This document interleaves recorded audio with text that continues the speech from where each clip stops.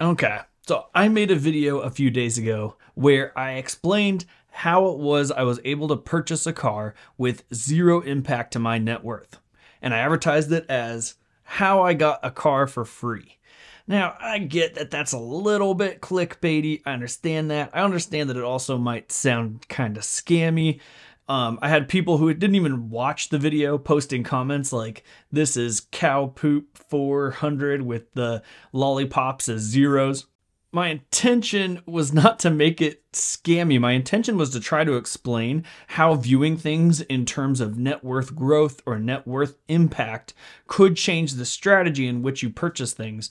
And instead of using cash to purchase a car, I invested that cash, got the car for debt, and at the end of the 6-year period where I got the debt for, I'm going to end up with a higher net worth than I would have if I'd have just kept the cash or if I'd have just bought the car for cash, because that investing is so powerful. So I was just trying to encourage people to be smart with how they invest, how they make large purchases, be creative. No intention of trying to scam people in any way. I'm not advocating for you to make money quick or anything, or even steal a car. Definitely not the case. So if you haven't checked that video out yet, check it out real quick. It's got some good info on how to make smart vehicle purchases while maintaining investing. But today's episode, we're going to react to Dave Ramsey. Let's get to it. Hey everybody, my name is AJ, and this is the Wealthy Idiot Show. Before we go any further, please make sure to like and subscribe. Anything you do helps us out tremendously. And like I said in the intro, just trying to get people to make smart financial decisions. That's why we're here. So today I found a video from Dave Ramsey. It's about real estate because that's my thing, and I want to talk about what this caller is calling and asking about. The name of the video is Should I Sell My Rental Right Now? And she brings up some good points. I think we got to cover some of this stuff, so let's get to it. Anna is with us in Washington, D.C. Hi, Anna. Welcome to the Ramsey Show. My question is, my husband and I, we have 2 houses. One is our primary house, and the second one is our old house that we rented out for 2 years now. And Nice. And my question for you is, should we keep our rental house as an investment, or should we sell it and basically pay off our primary residence? We have 50% equity on both houses. Both mortgages have 3% interest rates. We have no other debt. We have a 6-month emergency fully funded. Kids' college and 401k is funded to the max. So what should we do? I like where you're going with all of this.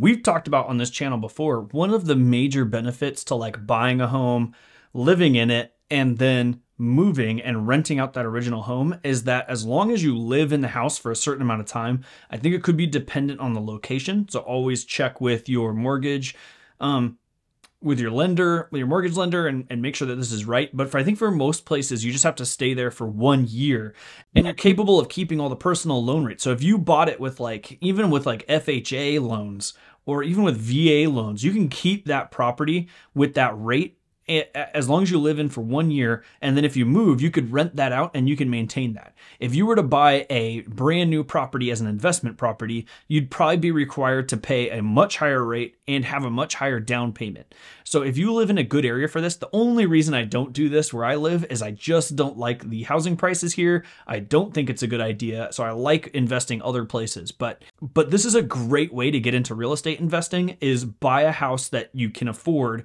that that you intend to rent out after you leave. And then you could keep doing this once a year if you really wanted to, and build a nice real estate portfolio at some of the best rates, at some of the lowest down payments that you could put down. I think this is a great idea to get into real estate investing. It's better than the alternative. The other thing that I think this solves for is something that I call dream home syndrome. A lot of people will look at a home purchase and see how much money that home purchase costs. And they realize if we're going to spend this amount of money, I need it to be on something that is my dream. And they end up buying more house than they can afford. Because if you're spending 400 grand, you want something that is going to take you to your retirement or further for $400,000. If you have this strategy in mind, where you're going to purchase the home, keep it for 1 year, move out of it, rent it out, and build this real estate portfolio, you're going to start thinking of homes in terms of You know, am I getting it under market value? Is adding some stuff to it, like improving the kitchen, going to add to the value of this property? And then when you turn around and rent it, how much the rent value is going to be? And you're thinking about it in those terms, and you know in the back of your mind that you're just going to move and find a better property and you can keep this process going. It's going to really help out your ability to buy an appropriate property for the amount of money that you have.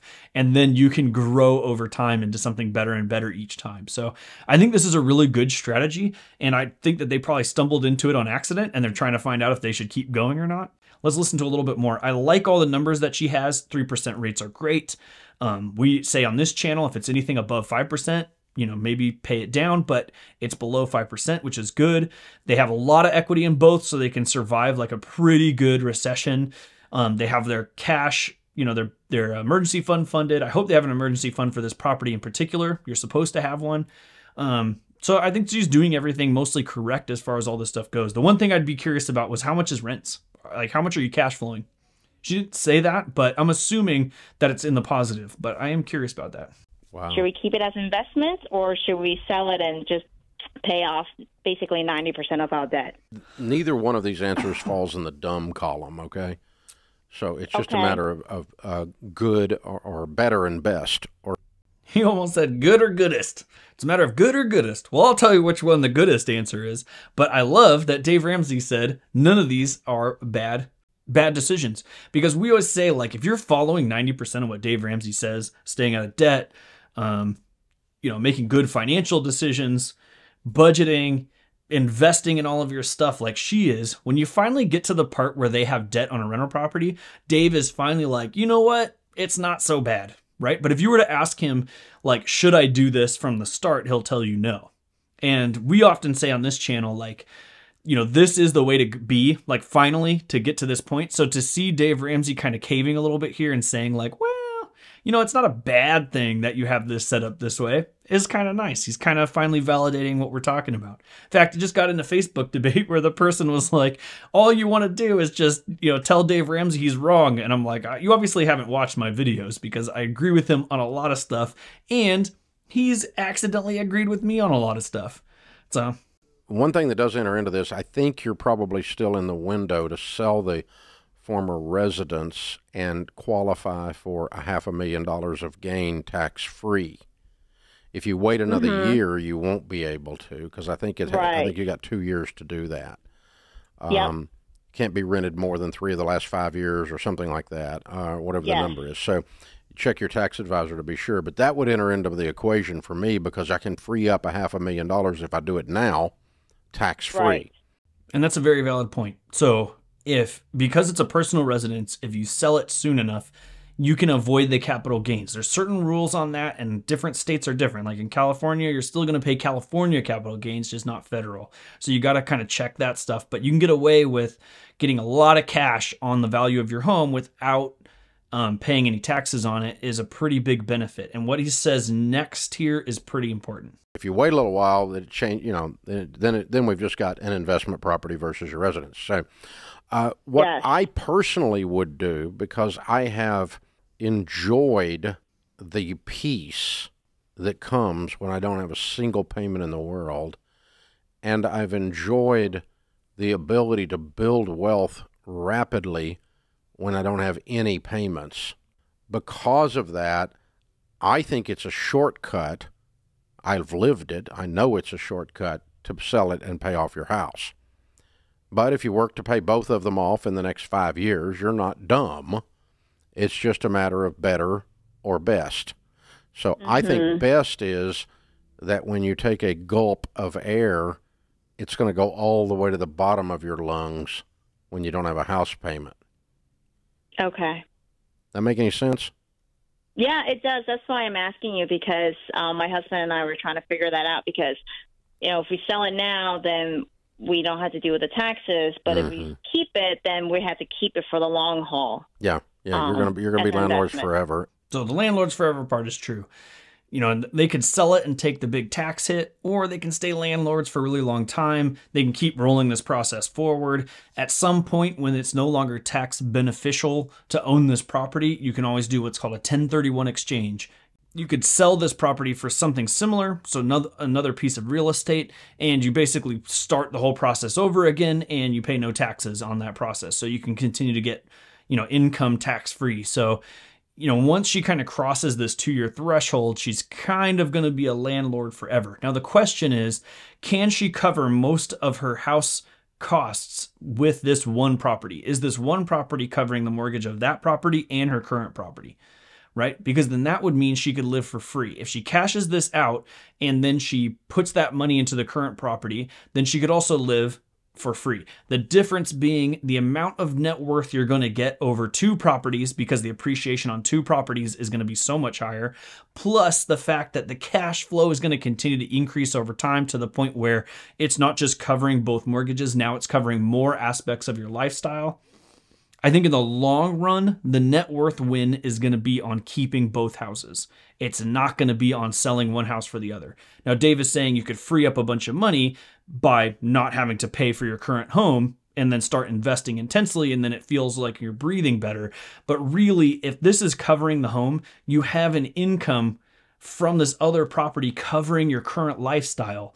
Right? That's better than having a job covering your current lifestyle, because now it's 2 sources of income that's causing you to be more financially free, more financially independent.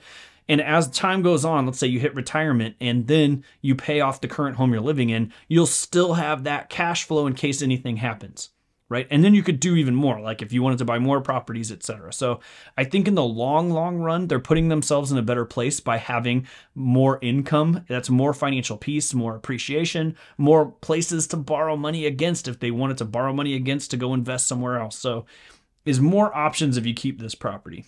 Everyone who calls into the show not everyone, most people who call in the show who are landlord folks are, and Dave, tell me if I'm wrong here, but when they are into the real estate game and they want to be landlords, they're all in. I rarely hear somebody that's like, I don't know.